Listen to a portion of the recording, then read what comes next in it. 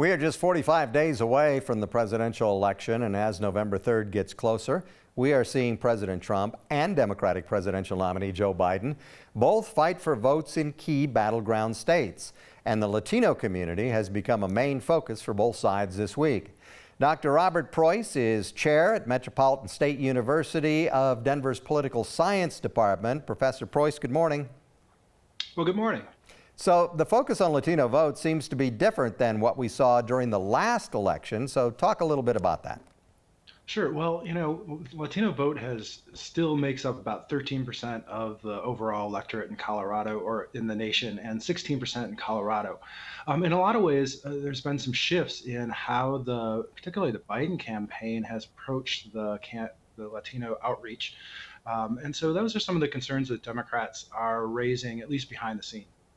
The pandemic has impacted people of color differently when it comes to both the economy and health care. Has that played into this at all as far as Latino communities?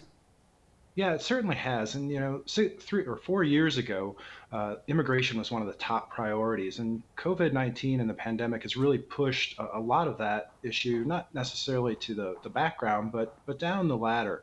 So we're seeing healthcare, the pandemic response, and jobs in the economy really leading the issues that Latinos are concerned about.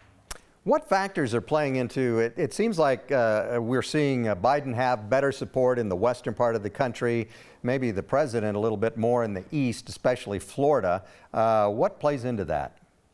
Right. So there's a lot of diversity within the Latino population. I think it's important to note. So out west, most Latino population tends to be of Mexican national origin.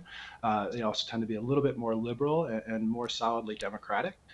In Florida, in particular, has a very diverse Latino population. So Cubans, of course, have been a mainstay of Florida politics for many years, but also recent immigrants from Colombia, also new immigrants from Puerto Rico, which are a little bit more liberal, and then, of course, other immigrants from Central and South America. So it's a bit more diverse than many other states.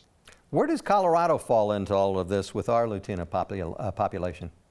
Sure. So Latinos make up about 16% of the electorate in Colorado, primarily from Mexican origin, and of course we have generations of Latinos that have lived in Colorado and certainly even predate the United States. So we have a relatively large mix, a lot of folks that are related to or know immigrants and undocumented immigrants, and so that has been a very important issue for Latinos in Colorado.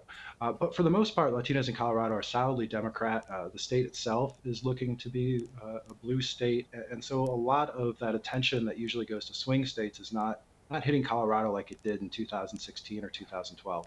Yeah, I was going to ask you about that, especially toward the beginning of the Trump administration. There was a lot of emphasis on stopping immigrants from coming into the country, building the wall, all of that sort of thing.